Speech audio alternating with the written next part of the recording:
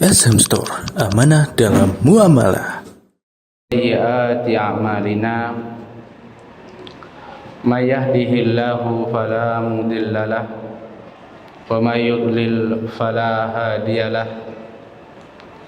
wa ashhadu an la ilaha illallah wahdahu la syarikalah wa ashhadu anna Muhammadan abduhu wa rasuluh.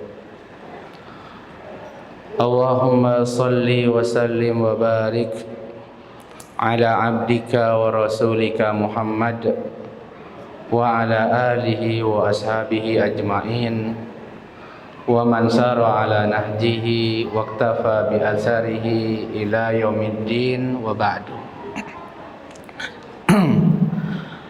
Ayyuhal ikhwah wal akhawat kaum muslimin wal muslimat rahimani wa rahimakumullah. Marilah kita bersyukur kepada Allah Azza wa Jal atas berbagai nikmat yang telah dikaruniakan kepada kita semua, terutama nikmat keimanan, nikmat kesempatan, dan nikmat taufik, sehingga sampai detik ini kita dapat merasakan indahnya beribadah di bulan Ramadan tahun ini tanpa wabah, tanpa virus corona. Lillahil hamdu awalan wa akhiran. Dan alhamdulillah kita sudah berada di hari ke-20. Artinya sebentar lagi malam ini kita akan mengawali 10 terakhir bulan Ramadan. Dan kata Syekh Al-Utsaimin rahimahullahu ta'ala, al-ashrul awsatu khairun minal awwal wal ashrul awakhiru khairun minal awsati. Pertengahan kedua itu lebih baik, lebih utama daripada yang pertama, dan 10 hari yang terakhir itu lebih baik daripada yang tengah atau yang kedua. Jadi ini kesempatan emas bagi kita. Yang sudah baik maka mari kita tingkatkan. Yang kurang kita lengkapi. Yang ketinggalan, ini kesempatan masih ada, mari kita kejar. Oleh karena itu diriwayatkan oleh Ummul Mukminin Aisyah radhiyallahu anha bahwasanya Rasulullah sallallahu alaihi wasallam apabila sudah masuk 10 hari terakhir, yajtahid fi ashril hawakhiri ma la yajtahid fi ghairihi.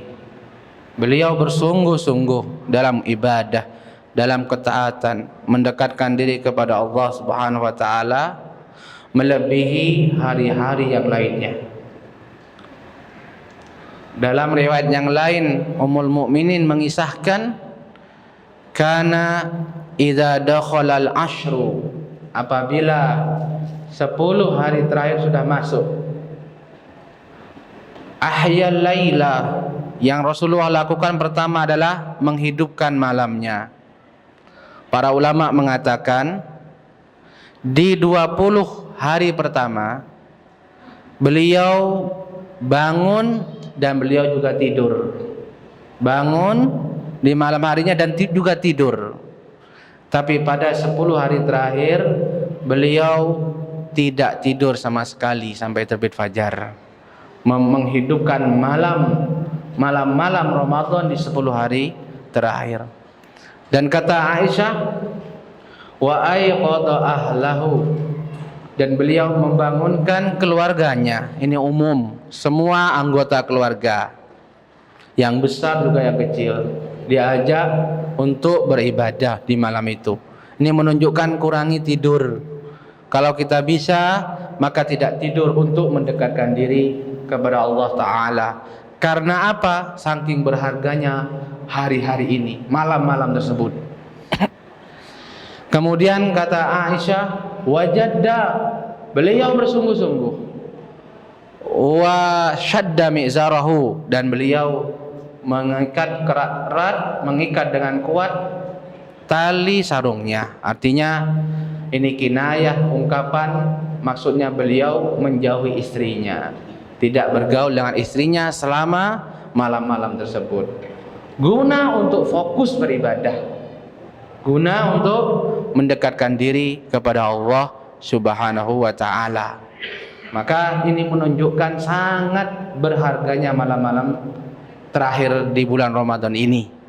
Sampai Rasulullah yang demikian kita tahu ibadahnya seperti apa.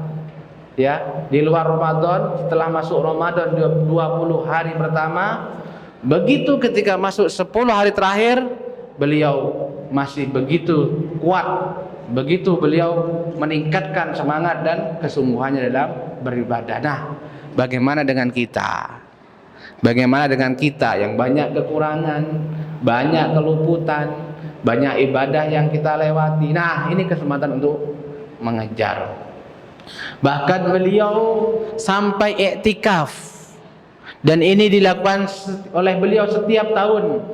Dan bahkan pada tahun terakhir ketika beliau meninggal, beliau iktikaf sampai 20 hari di masjid, tidak pulang, fokus untuk beribadah. Kata Aisyah ummul mukminin, kana sallallahu alaihi wasallam ya'takifu fi asril awakhiri hatta tawaffahu Allahu. Beliau sallallahu alaihi wasallam dahulu selalu i'tikaf di 10 hari terakhir sampai Allah mewafatkan beliau. Summa i'takafa azwajuhu ba'dahu. Kemudian istri-istri beliau pun i'tikaf setelah beliau wafat. Menunjukkan i'tikaf ini ibadah yang dicontohkan oleh Rasulullah sallallahu alaihi wasallam dan diikuti oleh para sahabat ridwanullah alaihim ajmain. Maka kalau kita bisa, ya, ada diluangkan waktu oleh Allah Ta'ala untuk beriktikaf, maka ini afdal. Ini afdal. Iktikaf 10 hari terakhir kalau bisa, mampu, maka ini afdal. Kalau tidak bisa, kita bisa iktikaf setiap malam-malamnya saja. Mungkin harus cari nafkah dan yang lainnya, maka beriktikaf di malam-malamnya juga boleh. Karena pendapat yang kuat minimal iktikaf itu sehari atau semalam. Sehari itu paling dikit, sehari, siang saja atau malam saja, itu boleh. Jadi kita masuk ke masjid sebelum maghrib, nanti keluar setelah sholat subuh, begitu. Itu setiap malam. Kalau tidak, kita usahakan setiap malam ganjil. Setiap malam ganjilnya saja. Tujuannya apa? Pertama, kita berusaha untuk menutup Ramadan kita ini dengan penutupan yang baik. Innamal a'malu bil khawatim. Karena sungguhnya amal-amal itu tergantung penutupnya. Dan juga yang paling penting adalah kita berharap kita bertemu dengan Lailatul Qadar dalam keadaan ketaatan kepada Allah Subhanahu wa ta'ala. Sebab satu ketaatan yang dilakukan di Lailatul Qadar itu lebih baik dari ketaatan yang kita lakukan seumur hidup kita. Karena Lailatul Qadar ini lebih baik daripada 1000 bulan. Lailatul Qadari khairum min alfi syahr. Lailatul Qadar ini lebih baik daripada 1000 bulan. Dan 1000 bulan ini sama dengan 83 tahun lebih. Sedangkan umur manusia itu umumnya antara 60 sampai 70 saja. Makanya mari bersungguh-sungguh dalam hal ini. Satu ketaatan yang kita kerjakan, ya, ikhlas lillah sesuai dengan tuntunan Rasul sallallahu alaihi wasallam, bertepatan dengan Lailatul Qadar, itu lebih baik dari amalan yang sama kita kerjakan selama 83 tahun. Itu kalau umur kita 83 tahun. Maka jangan sia-siakan kesempatan seperti ini. Itu yang pertama. Yang kedua, karena tidak ada yang jamin kita masih bisa bertemu dengan Ramadan tahun depan. Nah, oleh karena itu hakikatnya 10 hari terakhir ini intinya adalah hari-hari kesungguhan, hari-hari ijtihad, hari-hari pengorbanan, ya, bukan males-malesan, bukan loyo, bukan sibuk dengan urusan makanan, bukan sibuk dengan urusan pakaian, bukan memenuhi pasar-pasar, shopping-shoppingan, enggak. Kelas. Sekarang kita kejar kekurangan kita. Ya, kita tingkatkan. Yang sudah kita lakukan, kita tingkatkan. Yang ketinggalan kemarin, kita kejar. Kita kejar. Karena kesempatan ini lebih baik daripada kesempatan yang lalu. Baik. Para jamaah, kaum muslimin wal muslimat, rahimani wa rahimakumullah. Dalam kesempatan ini, alhamdulillah, kita kebagian tema tentang kalimat la ilaha illallah. Pembahasan kita mencakup 3 hal insyaallah. Maknanya, kemudian syarat-syaratnya, yang ketiga adalah keutamaan dan fadilah kalimat la ilaha illallah. Nah, yang pertama tentang makna atau maksud atau arti kalimat la ilaha illallah. Kalimat la ilaha illallah disebut juga dengan kalimatul ikhlas, dengan kalimat al-ikhlas. Al-ikhlas artinya memurnikan. Itu artinya memurnikan. Al-ikhlas disebut dengan kalimat la ilaha illallah, disebut dengan al-ikhlas, memurnikan, karena makna la ilaha illallah adalah la ma'buda bihaqqin illallah. Tidak ada sesembahan yang hak, tidak ada sembahan yang hak, yang benar, kecuali Allah subhanahu wa ta'ala. Atau dengan ungkapan lain, ifradul ibadah lillah, ya, ifradul ibadah, ifraduhu bil ibadah, ifradullahi bil ibadah, yaitu mengesahkan Allah ta'ala dengan ibadah, mengesahkan Allah dengan ibadah, yaitu bahwasannya ibadah itu dengan segala macamnya, dengan segala jenisnya, hanya diperuntukkan kepada Allah subhanahu wa ta'ala. Ini merupakan dasar paling dasar dalam agama kita. Ini adalah prinsip dasar, pondasi, ya, yang dibangun di atasnya agama Islam ini. Dan oleh karena itu, kalimat la ilaha illallah artinya apa? La ma'buda bihaqqin illallah. Tidak ada sesembahan yang hak selain Allah subhanahu wa ta'ala. Ini kalimat la ilaha illallah dengan makna inilah yang menjadi visi atau tujuan Allah subhanahu wa ta'ala mengutus rasul-rasulnya, dari Nabi Nuh sampai Nabi Muhammad sallallahu alaihi wasallam. Untuk tujuan inilah, yaitu kalimat la ilaha illallah dengan makna ini, Allah Ta'ala menurunkan kitab-kitabnya. Oleh karena itu Allah Ta'ala berfirman, surat Al-Anbiya ayat 25, "Wa ma arsalna min qablika min rasulin illa nuhi ilaihi annahu la ilaha illa ana fa'buduni." Dan tidaklah kami mengutus seorang rasul pun sebelum kamu, wahai Muhammad, kecuali kami wahyukan kepada dia, yaitu kami perintahkan dia bahwasannya tidak ada ilah kecuali aku, fa'buduni, maka sembahlah aku. Di sini Allah Ta'ala langsung memaknai sendiri kalimat la ilaha illallah.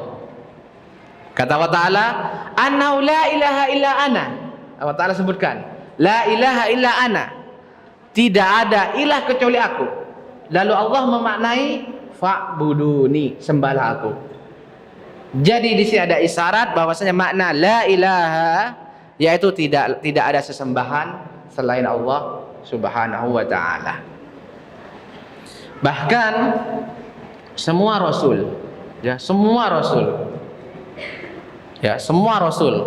dari Nabi Nuh sampai khatamul anbiya wal mursalin Rasulina Muhammad sallallahu alaihi wasallam, semuanya diutus dengan satu misi ini, yaitu menyeru kepada kalimat la ilaha illallah dengan makna la ma'buda bihaqqin illallah.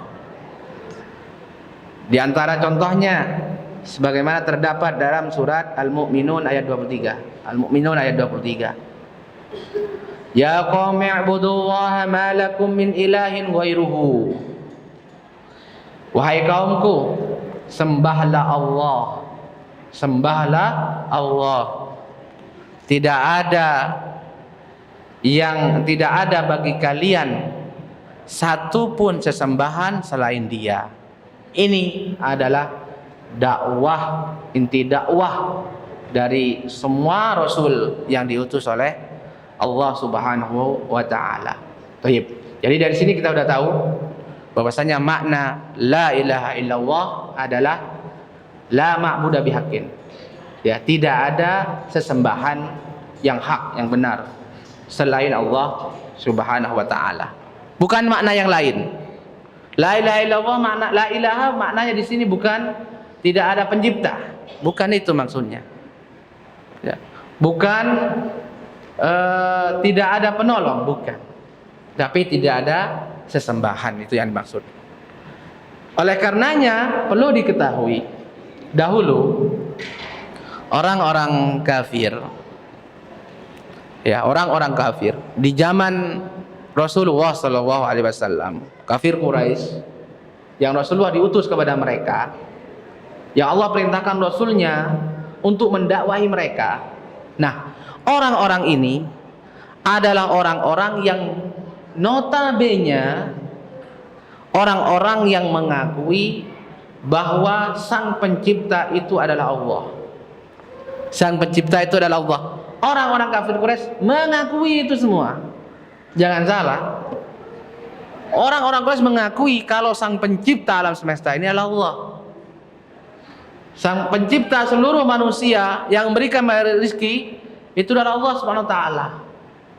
Allah Ta'ala yang menyatakan sebagaimana diantaranya dalam surat Az-Zukhruf ayat 87, wala in sa'altahum man khalaqahum la yaqulunna Allah.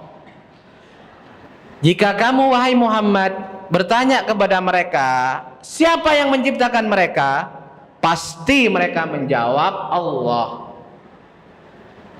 Di sini Allah menegaskan bahwasanya mereka itu mengakui sang pencipta itu adalah Allah Subhanahu wa taala. Akan tetapi ya ikhwah, pengakuan yang seperti ini itu tidak cukup.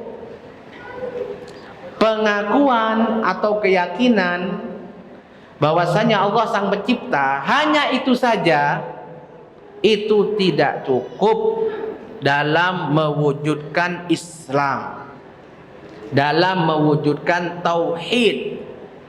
Kenapa? Karena seorang juga harus mengenal, meyakini keesaan Allah Subhanahu wa taala dengan ibadah. Hanya Allah yang berhak diibadahi semata. Tidak ada sekutu bagi Allah Subhanahu wa taala. Oleh karena itu Allah taala berfirman, "Fa'lam annahu la ilaha illallah." Ketahuilah oleh kalian bahwasanya tidak ada yang berhak disembah selain Allah. Jadi seorang yang mengetahui bahwasanya Allah mengetahui, Allah yang menciptakan, Allah yang beri rizki, tapi dia tidak mengetahui dan mengimani Allah yang berhak diibadahi semata, maka tidak sah Islamnya. Dia belum dikatakan bertauhid, belum dikatakan muwahhid yang sejati. Pengakuan dia tersebut tidak memasukkan dia ke dalam Islam secara nyata, secara benar, dan tidak menyelamatkan dia dari neraka, dan tidak menyebabkan dia masuk dalam surga. Jadi harus dalam tauhid itu seorang meyakini dalam hatinya bahwasannya tidak ada yang berhak disembah selain Allah Subhanahu wa taala. Dan ini makna kalimat la ilaha illallah. Jadi dahulu sekali lagi orang-orang kafir Quraisy itu sebelum diutus Muhammad SAW mereka sudah mengakui bahwasannya Allah yang maha menciptakan. Tetapi keyakinan mereka itu saja tidak cukup memasukkan mereka dalam Islam. Oleh karena itu Allah mengutus nabinya untuk menyeru mereka mengatakan la ilaha illallah. La ilaha illallah. Dan ini juga makna, dan ini juga bantahan kepada orang yang mengatakan makna la ilaha illallah tidak ada pencipta selain Allah. Bukan. Kalau seandainya makna la ilaha illallah tidak ada pencipta selain Allah, tidak perlu orang-orang Quraisy diseru ayo la ilaha illallah lagi, tidak perlu. Menunjukkan la ilaha illallah bukan maknanya tidak ada pencipta selain Allah. Ya betul memang tidak ada pencipta selain Allah, tapi kita bicara makna la ilaha illallah. Kita bicara makna la ilaha illallah. Jadi yang diseru inti dari dakwah semua rasul dan inti dakwah Nabi kita sallallahu alaihi wasallam itu adalah la ilaha illallah. Dan makna la ilaha illallah adalah tidak ada yang berhak diibadahi selain Allah. Baik. Di antara bukti juga bahwasanya orang-orang kafir Quraisy dulu, ya, orang-orang kafir Quraisy dahulu memahami makna la ilaha illallah adalah tidak ada sesembahan yang berhak, yang benar selain Allah, yaitu ketika mereka diseru oleh Nabi SAW, qulu la ilaha illallah, katakanlah la ilaha illallah. Jadi ajakan Nabi itu awal-awal, ayo ucapkan la ilaha illallah, ayo ikrarkan la ilaha illallah. Nah, di antara bukti kalau mereka paham makna la ilaha illallah itu tidak ada sesembahan maksudnya, mereka menjawab apa? Aja'alal alihata ilaha wahida inna hadza la syai'un ujab. Nah, ini jawaban mereka ketika diajak untuk mengikrarkan la ilaha illallah. Apa kata mereka? Apakah Muhammad ini akan menjadikan beberapa sesembahan kita yang banyak ini hanya menjadi satu sesembahan saja? Sungguh ini perkara yang sangat aneh, gitu ya. Sangat aneh. Jadi para orang-orang Quraisy ngerti, paham bahwasanya la ilaha illallah maknanya adalah tidak ada sembahan selain Allah. Harus mengesahkan Allah dalam setiap ibadah. Konsekuensinya kalau saya mengikrarkan ini, saya harus meninggalkan semua sembahan saya yang banyak ini. Saya hanya harus fokus kepada sesembahan yang satu, Allah Subhanahu wa ta'ala. Ini yang dipahami oleh orang Quraisy, dan ini pemahaman yang benar. Mereka orang Arab, bahasa Arab asli, ya, bahasa Arab asli. Sudah asli murni bahasa Arabnya, belum terkotori. Makanya mereka dahulu nggak perlu belajar nahwu, nggak ada pelajaran sorof, nggak perlu silsilah, ya, nggak perlu belajar silsilah, nggak perlu ngi'rab, ya. Mana yang tukang ngi'rab di sini? Nggak ada tukang ngi'rab, pulang semua tukang ngi'rab anak di sini. Banyak yang sorof di sini. Seperti itu dahulu. Jadi orang Quraisy paham bahasa Arab, paham maksud la ilaha illallah. Ketika diajak, ayo ucapkan la ilaha illallah, Jawaban mereka apa? Mereka menolak dan mereka mengatakan, apakah Muhammad ini ingin menjadikan Tuhan-Tuhan ini hanya satu Tuhan saja? Sesembahan-sembahan kita ini hanya kita disuruh nyembah satu sesembahan saja? Oh, nggak mungkin. Nah, gitu loh. Nah, ini maksudnya. Nah, berbeda kan? Berbeda dengan sebagian kaum muslimin di zaman kita. Ya, kita jumpai di zaman kita, mereka ucapkan kalimat ini, la ilaha illallah. Ya, mereka sholat, mereka juga bersedekah. Kalau Ramadan datang puasa. Juga kalau mampu mereka menunaikan ibadah haji, dikerjakan. Tapi di samping itu juga dia berdoa kepada selain Allah, beristighosah dengan Nabi Sallallahu Alaihi Wasallam, meminta kepada para wali, bernazar kepada penghuni kubur, ya, kemudian juga berkurban untuk batu-batu, untuk patung-patung. Waliyadzubillah. Ini menunjukkan apa? Mereka nggak paham makna la ilaha illallah, nggak paham makna la ilaha illallah. Karena kalau paham mereka, sudah kalau mereka mengucapkan, otomatis konsekuensinya adalah tidak boleh menyembah kecuali Allah. Itu seharusnya seperti itu, gitu kan? Seharusnya seperti itu. Ini menunjukkan masih banyak orang-orang di zaman kita, di negeri kita tidak paham hakikat makna la ilaha illallah. Karena seandainya mereka paham, sekali lagi, maka seperti orang-orang kufar Quraisy tadi, kalau mereka nolak, sudah saya nggak mau saya mengucapkan la ilaha, nggak mau, mereka nggak mau. Karena kalau saya katakan la ilaha illallah, saya harus tinggalkan nih tuhan-tuhan saya, sembahan saya. Tapi beda dengan kufar orang-orang sekarang, yang mereka la ilaha illallah, alhamdulillah, mereka sholat, mereka zakat, tapi tetap menyekutukan Allah. Menunjukkan apa? Sekali lagi, mereka tidak paham makna, arti kalimat yang mereka ucapkan, la ilaha illallah. Maka tugas kita adalah menyebarkannya, mengajarkan, menyampaikan kepada umat makna yang benar dari kalimat la ilaha illallah. Baik. Kemudian saudara-saudaraku rahimani wa rahimakumullah, apabila kita sudah mengetahui makna yang sebenarnya dari kalimat la ilaha illallah, maka berikutnya yang akan kita bahas tentang syurut kalimat la ilaha illallah, syarat-syarat sah tentang kalimat la ilaha illallah. Baik. Dari pembahasan kita tadi, bahwasanya ada orang yang mengucapkan la ilaha illallah, tapi yang dia ucapkan tidak sah, ya kan? Pasti itu. Karena saya contohkan tadi, ada orang yang bilang la ilaha illallah, tapi dia masih berdoa kepada Allah. Nah, tayyib. Kapan kalimat la ilaha illallah yang diucapkan seorang hamba itu sah? Apabila terpenuhi syaratnya. Syaratnya ada 8. Syaratnya ada 8. Dan ke-8 syarat ini sebenarnya adalah satu kesatuan, teman-teman. Satu kesatuan sebenarnya. Artinya seandainya seorang tanpa belajar, tanpa ngaji, tapi mengikuti tabiat yang ada, sudah pasti otomatis dia akan mewujudkan pada kalimat la ilaha illallah.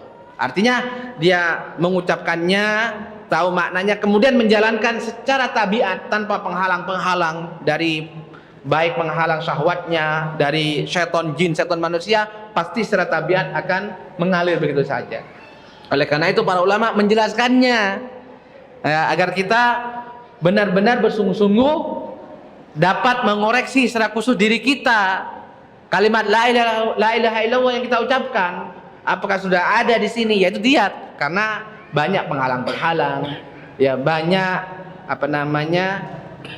noda-noda di hati kita, baik dari penggoda, baik penghalang dari jin dan penghalang dari syaitan manusia. Itu yang seperti itu. Apa saja syarat-syarat tersebut? Yang pertama, al-ilmu bimaknaha, mengilmui, mengetahui makna kalimat la ilaha illallah. Dan tadi kita sudah jelaskan maknanya. Jadi syarat pertama, alhamdulillah, sudah terpenuhi. La ma'buda bihaqqin illallah. Tidak ada sesembahan yang hak, yang benar selain Allah. Ya, selain Allah Ta'ala. Nah, itu yang pertama. Oleh karena itu Rasulullah bersabda, man mata wa huwa ya'lam annahu la ilaha illallah dakhalal jannah. Barang siapa yang meninggal dalam keadaan dia mengetahui la ilaha illallah, pasti dia masuk surga. Jadi harus mengetahui. Yang kedua, yakin. Yang kedua adalah keyakinan yang tidak ada keraguan sedikit pun. Maksudnya apa? Maksudnya seorang yang mengucapkan kalimat ini, dia harus yakin terhadap kandungannya, terhadap maknanya. Jadi setelah tahu dia bahwasanya kalimat la ilaha illallah itu maknanya tidak ada sesembahan yang hak selain Allah, dan konsekuensinya dia harus menyembah hanya kepada Allah Ta'ala semata, maka keyakinan ini, maka pemahaman ini dia harus yakin tidak ada keraguan. Tidak ada keraguan, memang tidak ada yang berhak disembah selain Allah. Ya, tidak. Kalau bagaimana dengan wali kutub? Nah, beda lagi itu. Bagaimana dengan ini? Kayaknya kalau yang pohon besar ini beda ini, ya kan? Ya satu lagi lah kita buat sesajen untuk di sini. Beda, yang ini beda. Yang lain tuh memang nggak perlu. Tapi yang itu ada keraguan masih. Seharusnya kalau yakin dia mantap, memang tidak ada yang berhak diibadahi, diberikan persembahan kecuali hanya kepada Allah Subhanahu wa taala. Ini mana? Yakin, dan ini syarat yang kedua. Syarat yang ketiga al-ikhlas. Al-ikhlas yaitu dia mengucapkannya ikhlas semata-mata karena Allah, bukan riya, bukan sum'ah, ingin pujian orang, bukan, tapi ikhlas. Oleh karena itu Allah Ta'ala berfirman, wa ma umiru illa liya'budullaha mukhlishina lahuddin. Dan mereka tidak diperintahkan kecuali untuk beribadah kepada Allah dengan mengikhlaskan agamanya semata-mata karena Allah SWT. Dan Rasulullah bersabda dalam hadis riwayat Bukhari, kata beliau sallallahu alaihi wasallam, as'adun nasi bi syafaati yaumal qiyamah man qala la ilaha illallah khalisan min qalbihi, ay khalisan min nafsihi. Orang yang paling berbahagia karena meraih syafaatku di hari kiamat adalah yang mengatakan la ilaha illallah dengan penuh keikhlasan dari lubuk hatinya. Tayyib, itu yang ketiga. Yang keempat, as-sidqul munafil kadhib, jujur. Yaitu jujur. Maksudnya dia mengucapkan la ilaha illallah ta'ala, la ilaha illallah, itu jujur benar-benar dari hatinya, penuh dengan kejujuran, jujur kepada Allah Subhanahu wa taala. Ya, dia mengucapkan tersebut dengan penuh kejujuran. Kemudian yang kelima, yaitu al-mahabbah al-munafiyatu lil bughdi, cinta yang menafikan kebencian. Cinta yang menafikan kebencian. Apa maksudnya cinta di sini? Yaitu dia harus mencintai kalimat ini dan juga mencintai kandungannya. Mencintai kandungannya. Ya, tentang bahwasanya tidak ada yang berhak disembah selain Allah Subhanahu wa taala. Ya, harus mencintainya. Bagi seorang mungkin sebelumnya dia menyembah selain Allah Subhanahu wa taala, kemudian telah mengetahui maknanya bahwasanya tidak ada yang berhak disembah selain Allah, maka ketika itu dia harus mencintai kalimat ini, mencintai makna ini. Ya, mencintai makna ini bahwasanya memang tidak ada yang berhak disembah selain Allah. Ya, ketika dia meninggalkan sesembahan selain Allah, dia lakukan dengan penuh cinta. Dengan penuh cinta. Ketika dia mengikhlaskan semua bentuk ibadahnya kepada Allah, dia mencintai perbuatan tersebut tanpa ada kebencian sedikit pun. Tadi orang-orang kafir Quraisy ketika diajak mengatakan kalimat la ilaha illallah dengan penuh kebencian, dia berkata, aja'alal alihata ilaha wahida. Apakah Muhammad ini ingin menjadikan sesembahan-sesembahan ini hanya dengan satu sembahan? Ini ucapan dengan penuh kebencian. Ini ucapan dengan penuh kebencian. Oleh karenanya apabila seorang mengucapkannya, ya, tahu maknanya, tapi membenci maksudnya, maka tidak sah kalimat la ilaha illallah yang diucapkannya. Harus dicintai. Kalau belum cinta harus belajar, harus berusaha. Dan hakikatnya kalimat la ilaha illallah memang harus dicintai. Karena tidak ada yang agung melebihi kalimat la ilaha illallah. Nanti akan disebutkan fadilah-fadilahnya. Sebab teman-teman, cinta itu berangkat dari mana? Cinta memang tempatnya di hati. Tapi itu tumbuh karena kebaikan karena kebaikan yang dicintai kepada kita. Itu sudah otomatis.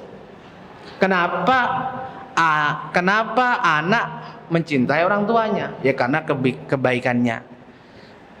Umumnya anak itu lebih cinta ibu daripada bapaknya. Daripada bapaknya. Itu umumnya. Kenapa? Karena kebaikan ibu yang dia dapatkan lebih banyak daripada ayahnya secara zahir. Karena ayah sibuk di luar, ya ibunya terus yang namanya begitu.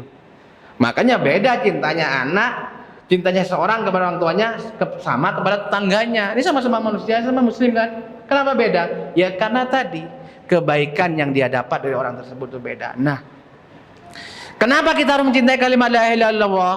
Karena kalimat la ilaha illallah fadilahnya kebaikannya sangat besar. Yang harus kita dahulukan melebihi yang lainnya. Nanti insya Allah akan disebutkan di pembahasan yang ketiga biidznillah taala. Nah, jadi yang kelima tadi adalah mencintai. Oleh karena itu seorang harus mencintai kalimat la ilaha illallah, mencintai kandungannya, dan juga mencintai orang-orang yang mengamalkannya. Oleh karena itu Allah Ta'ala berfirman, walladzina amanu asyaddu hubban lillah. Orang-orang yang beriman, mukmin sejati, dia lebih besar cintanya kepada Allah Subhanahu wa taala. Ini yang kelima. Yang keenam, lebih singkat lagi. Al-inqiyad lima dallat alaih, yaitu pasrah atau patuh kepada kandungan kalimat la ilaha illallah. Pasrah, patuh, ya. Lawannya adalah tarak, meninggalkannya. Oleh karena itu wajib bagi seorang yang mengucapkan la ilaha illallah, setelah mengetahui maknanya, maksudnya, dan wajib mencintainya, dia juga harus tunduk terhadap kalimat la ilaha illallah, tunduk terhadap maknanya. Apa maksudnya? Dia harus mengamalkan konsekuensi dari makna la ilaha illallah. Makanya seorang yang mengatakan kalimat la ilaha illallah, dia harus beribadah hanya kepada Allah, berdoanya hanya kepada Allah, istighosahnya hanya kepada Allah, karena semua ini bentuk ibadah. Nazarnya juga hanya kepada Allah, kurbannya juga kepada Allah Subhanahu wa ta'ala. Itu maknanya. Ngantuk. Pulang. Gak apa-apa, pulang. Apa sama habisnya? Sini. Aduh. Makanya gak tidur kamu tadi siang. Baik, kalimat la ilaha illallah. Jadi seperti itu. Jadi orang yang mengatakan kalimat la ilaha illallah, pertama dia mengetahui maknanya, harus. Yang hanya mengatakan saja tapi nggak tahu maknanya, nggak sah. Apa bedanya dengan burung kakak tua, ya kan? Dia bisa diajari, tapi nggak masuk Islam karena nggak tahu maknanya. Kemudian dia juga harus mencintainya. Konsekuensinya apa? Dia harus benci dengan semua sembahan selain Allah. Kemudian yang gak kalah pentingnya berikutnya inqiyad, tunduk dengan konsekuensinya. Ya, karena kalau kita sudah tahu bahwasanya tidak ada yang berhak disembah selain Allah, maka semua bentuk ibadah hanya kepada Allah, tidak boleh kepada yang lainnya.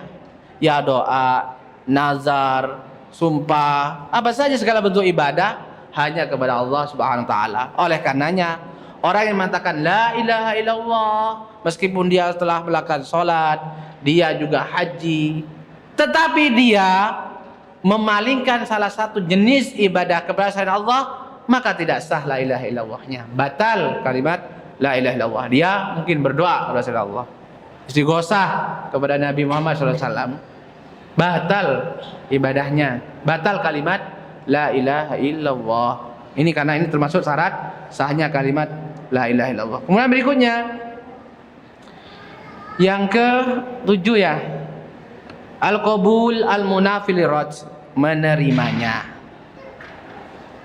Wajib bagi seorang mengatakan kalimat la ilaha illallah setelah mengetahui maknanya, yaitu menerima konsekuensi dari kalimat tersebut, ya, dari kalimat tersebut.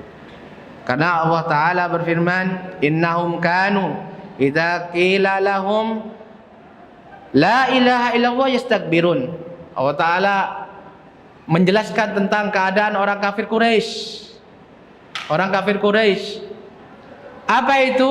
Sesungguhnya mereka apabila dikatakan kepada mereka la ilaha illallah, mereka sombong. Apa maksud sombong di sini? Mereka tidak tunduk, mereka tidak menerima. Seperti saya sebutkan tadi, pada hakikatnya mereka ini paham. Mereka paham, teman-teman. Seperti yang saya sebut tadi. Mereka orang Quraisy ini ketika diseru la ilaha illallah, mereka paham makna la ilaha illallah. Tetapi mereka menolaknya. Mereka tidak menerimanya. Maka pahamnya mereka terhadap la ilaha illallah tidak memasukkan mereka ke dalam Islam begitu saja. Jadi harus terpenuhi semua syaratnya. Baik. Kemudian yang ke-7, yang enggak kalah pentingnya ini, yang ke-8 sekarang, yang ke-8 yaitu mengingkari atau mengkufuri segala yang disembah selain Allah Subhanahu wa taala. Ya, mengingkari segala bentuk tagut, sesembahan selain Allah Subhanahu wa taala dengan cara melakukan ibadah. Jadi seorang tauhid itu bukan hanya menetapkan ibadah kepada Allah semata, tidak, tapi juga mengkufuri, mengingkari segala bentuk peribadatan kepada selain Allah Subhanahu wa taala. Di sini oleh karena itu Allah Taala berfirman, "Faman yakfur bit-taghut wa yu'min billah faqad istamsaka bil urwatil wuthqa." Barang siapa yang mengkufuri taghut, yaitu mengingkari. Ya, mengingkari taghut. Apa itu taghut? Semua yang disembah selain Allah. Semua yang disembah selain Allah itu taghut. Nah, dan dia beriman hanya kepada Allah, maka sungguh dialah orang yang berpegang teguh dengan tali yang kuat, dengan Islam yang benar. Jadi Islam seorang muslim yang sejati itu dia yang beriman kepada Allah dan kafir kepada sesembahan selain Allah Subhanahu wa taala. Artinya dia tidak membenarkan. Orang-orang membenarkannya sebagai pemberi rezeki, sebagai pemberi keselamatan, sebagai pelindung dari bara bahaya, tapi dia mengkafirnya, mengingkarinya. Apa saja selain Allah Subhanahu wa taala tidak berhak untuk diibadahi. Tidak berhak untuk diibadahi. Ini maknanya. Jadi ini 8 syarat sah kalimat la ilaha illallah. Yang pertama apa? Ilmu. Yang kedua yakin. Yang ketiga ikhlas. Yang keempat apa nih? Sidq, jujur. Membenarkan, jujur dan membenarkannya. Yang kelima mahabbah, cinta. Yang keenam tunduk. Yang ketujuh menerima. Yang kedelapan adalah mengkufuri, mengingkari segala peribadatan kepada selain Allah Subhanahu wa taala. Baik. Kemudian pembahasan yang ketiga adalah tentang fadilah atau keutamaan kalimat la ilaha illallah. Masyaallah. Kalimat la ilaha illallah adalah kalimat yang agung. Kapan seseorang mengucapkannya dan memenuhi syarat-syaratnya yang 8 tadi, maka berhak dia atas keutamaan dan fadilah yang sangat besar dan sangat banyak. Di antaranya di sini disebutkan cuma 3 saja, dan ini yang paling pokok. Ini yang paling inti, yang paling pokok dan yang paling penting. Yang pertama adalah akan dibukakan kepadanya, yaitu orang yang mengucapkannya dengan benar ini, semua pintu surga yang 8. Masya Allah, semua pintu surga yang 8. Artinya apa? Dibukakan untuk dia pintu surga. Bagi dia adalah surga.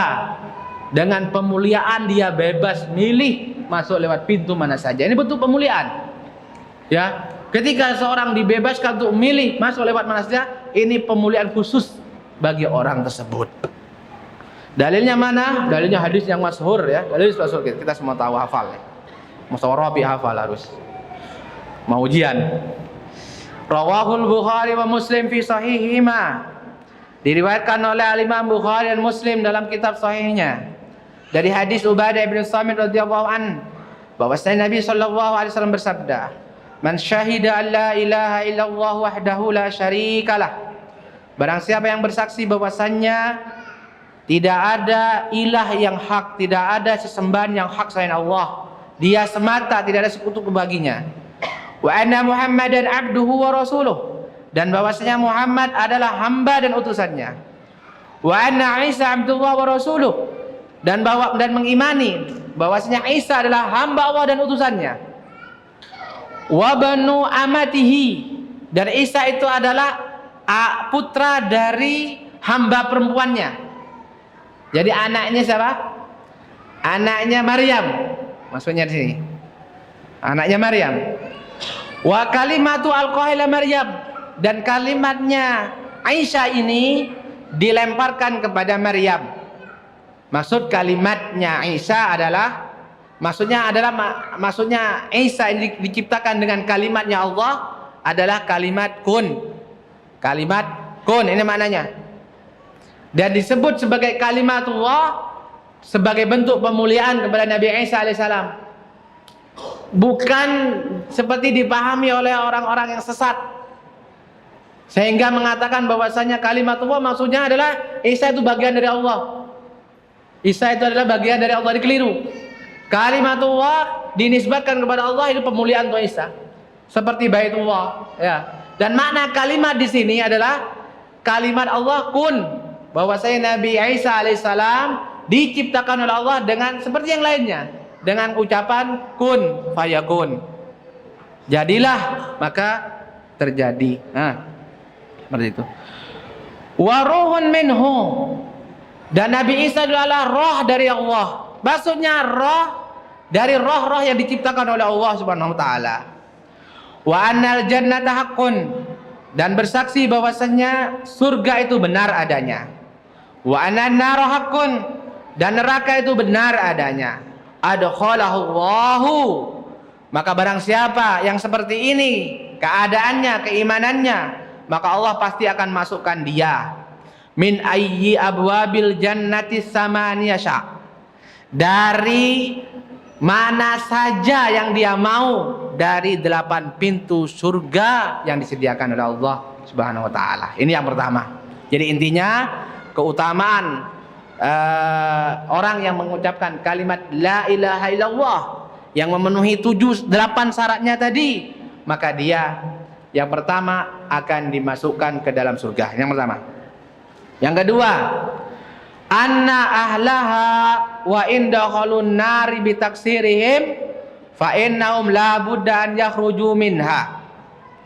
Bahwasanya orang yang mengucapkan kalimat la ilaha illallah dengan benar, seandainya dia dengan kekurangannya, dengan keteledorannya, dengan dosa-dosanya masuk ke dalam neraka, maka pada akhirnya dia akan dikeluarkan dari neraka dan dimasukkan ke dalam surga karena kalimat la ilaha illallah tadi. Jadi kalimat la ilaha illallah menyelamatkan orang ini dari kekal di dalam neraka. Hal ini berdasarkan sebuah hadis Rasulullah bersabda, qala yaqulu Allahu azza wa jal, kata Nabi sallallahu alaihi wasallam, Allah Subhanahu wa taala berfirman. Berarti ini hadis apa? Hadis qudsi. Wa izzati wa jalali wa kibriyai wa azamati la ukhrijanna minha man qala la ilaha illallah. Demi kemuliaanku, demi keagunganku, demi kebesaranku, kata Allah Ta'ala, sungguh aku akan keluarkan dari neraka siapa saja yang mengatakan la ilaha illallah. Nah, kemudian fadilah yang terakhir pas jam 5 itu, bahwasanya orang yang mengucapkan kalimat la ilaha illallah sebelum dia meninggal, dan dia meninggal di atas kalimat ini, artinya tidak mengingkari sesuai dengan syarat-syarat yang 8 tadi, dakhalal jannah, dia pasti masuk surga. Dia pasti masuk surga berdasarkan hadis riwayat Abu Dawud dalam sunannya, dari hadis sahabat Mu'ad bin Jabal radhiyallahu an, anna Nabiy sallallahu alaihi wasallam qala, bahwasanya Nabi sallallahu alaihi wasallam bersabda, man kana akhiru kalami la ilaha illallah dakhalal jannah. Barang siapa yang ucapan terakhirnya, yaitu ucapan terakhir sebelum dia meninggal, adalah kalimat la ilaha illallah, dia pasti masuk surga. Dia pasti masuk surga. Nah, hadis ini sahih sebagaimana disebutkan tadi, diriwayatkan oleh Abu Daud dalam sunannya. Baik. Dalam hadis ini Rasulullah SAW mengabarkan seorang yang meninggal di atas kalimat tauhid, kalimat la ilaha illallah, pasti masuk ke dalam surga. Pasti masuk ke dalam surga. Bisa jadi, dan ini ada dua keadaan. Ada dua keadaan. Bisa jadi dia masuk surga. Yang pertama adalah dia masuk surga langsung tanpa adab. Masuk surga langsung tanpa adab, tanpa siksa. Siapa dia? Dia yang meninggal dengan kalimat la ilaha illallah, dengan kalimat tauhid, dan dia diampuni dosa-dosanya. Atau dosa-dosanya atau kebaikannya lebih berat daripada dosa-dosanya, maka dia masuk surga tanpa adab. Yang kedua, dia masuk surga, dia tidak kekal di dalam neraka. Dia masuk surga setelah disiksa. Siapa dia? Waliyadzubillah. Siapa dia? Ya, dia yang mati di atas tauhid. Dia bertauhid, tapi dia membawa dosa, dan dosanya tidak diampuni oleh Allah, serta lebih berat daripada amal kebaikannya. Maka dia dimasukkan ke dalam neraka, disiksa sesuai dengan kadar dosanya, dengan keadilan Allah Subhanahu wa taala. Kemudian dia dikeluarkan dari neraka dan dimasukkan ke surga karena kalimat tauhid yang dia ucapkan sebelum dia meninggal, atau kalimat tauhid yang dia mati di atasnya dalam keyakinan tersebut. Demikian mungkin yang dapat disampaikan dalam kesempatan yang baik ini. Mudah-mudahan yang sedikit ini bermanfaat bagi kita.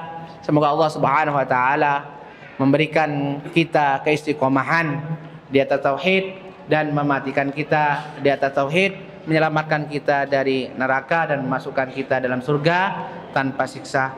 Hadza wa sallallahu wasallam ala nabiyyina Muhammad. Subhanakallahumma bihamdik asyhadu an la ilaha illa anta astaghfiruka wa atubu ilaik. Wa akhiru da'wana alhamdulillahi rabbil alamin. Assalamualaikum warahmatullahi wabarakatuh.